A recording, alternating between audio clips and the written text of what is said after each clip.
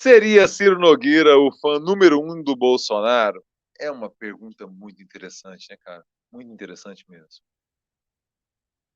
Nós achávamos que o Ciro Nogueira seria um perfil mais Arthur Lira, mais Valdemar Costa Neto, ou seja, mais raposa, né?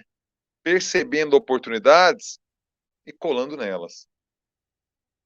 Se goiano fosse, se mato-grossense ou sul-mato-grossense fosse, se paranaense, catarinense ou gaúcho, se interior de São Paulo fosse, Rio de Janeiro, Espírito Santo, Capixaba fosse, se do sul de Minas fosse, se de Rondônia fosse, do Amapá fosse, Amapá não, perdão, Roraima fosse, eu compreenderia a postura de Ciro Nogueira. Por quê? Falei de estados, lembrando de cabeça, claro, um ou outro está errado aí, estados que Jair Bolsonaro teve uma performance eleitoral mais robusta, mais convincente.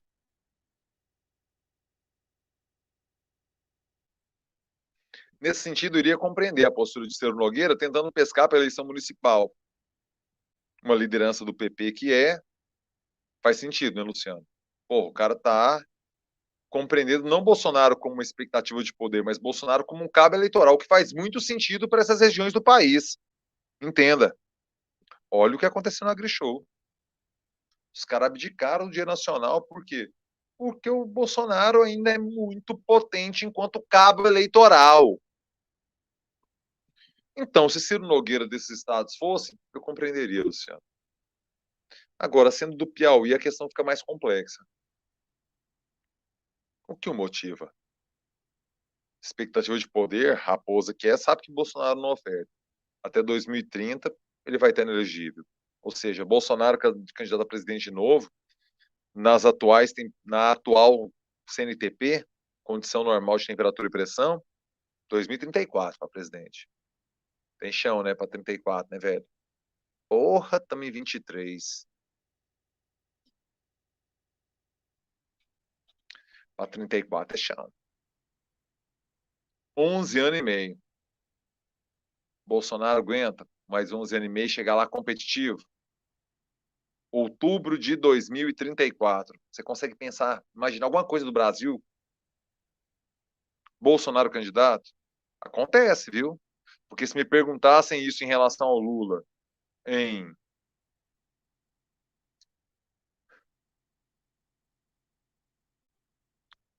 segundo semestre de 2018, período muito menor, ih, rapaz, difícil.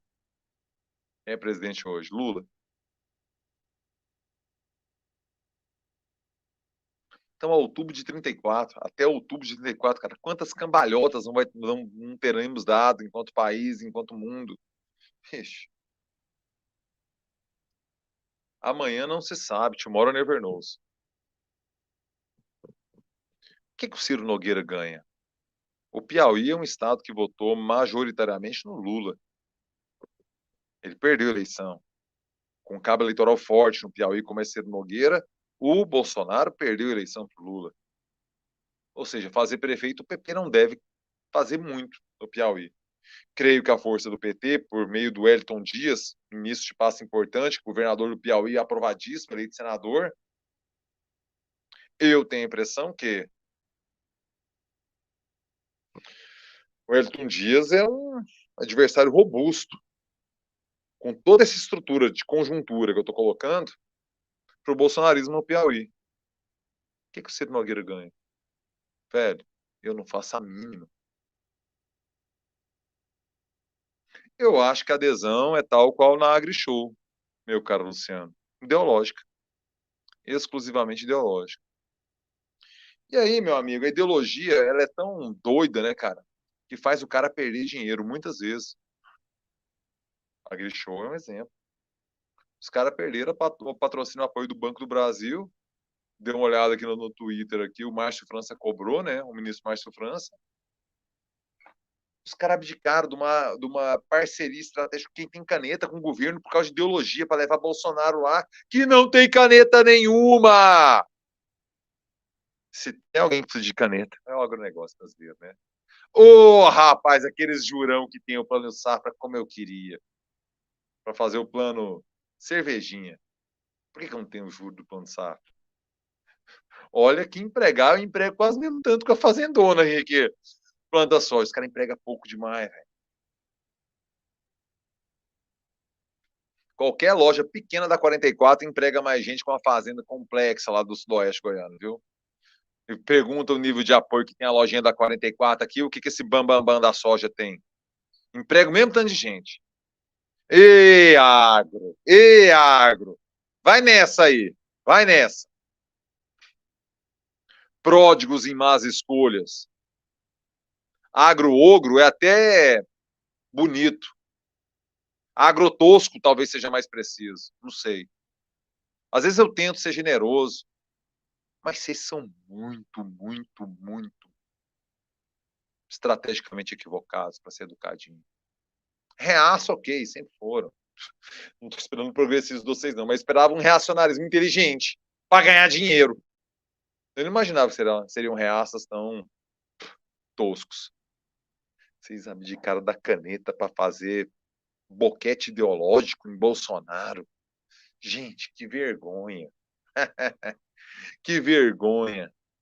Eu acho que é no mesmo estado de espírito ideológico, meu caro Luciano, que o Ciro Nogueira se encontra. No estágio do boquete ideológico. Só pode ser isso, velho. Porque, racionalmente, eu confesso para você, Beck, não consigo entender. Catarinense fosse, putz, entendia tudo. Goiano fosse, entenderia tudo. Piauiense sendo, cara, não entendo nada. Só posso colocar nessa categorização, criar agora, do boquete ideológico. Fora isso, não consigo ver.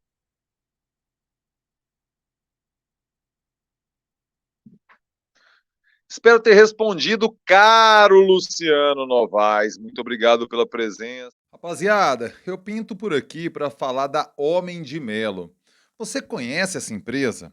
A Homem de Melo está há 41 anos no mercado e é especialista em audiovisual, em equipamentos e agora eles estão com um serviço que, olha, tem muita utilidade para você. Trata-se da digitalização de mídias físicas. Sabe aquele DVD que está lá encostado, perdendo, sendo arranhado, ou aquela fita de videocassete antiga que tá lá sendo mofada? Pois é, os caras digitalizam isso pra você. Isso é, cara, isso é importante demais pra você, eu vou te falar o porquê.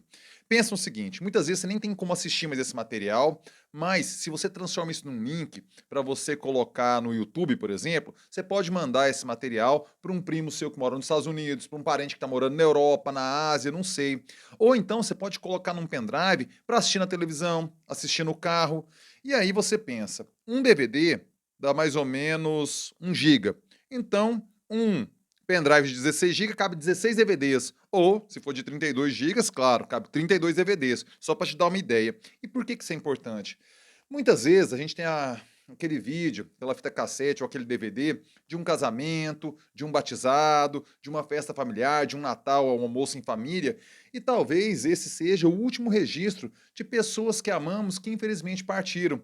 Então tem lá o seu pai, por exemplo, fazendo um discurso, sua mãe dançando feliz numa festa, aquele tio, aquele avô seu almoçando, comendo ali, e pense, daqui 100 anos, esse será o registro para o seu filho, para o seu neto, ouvir a voz dessas pessoas tão importantes que infelizmente não estão mais entre nós. Sério, entre em contato com o Homem de Melo, nesse contato aqui embaixo, e peça um orçamento.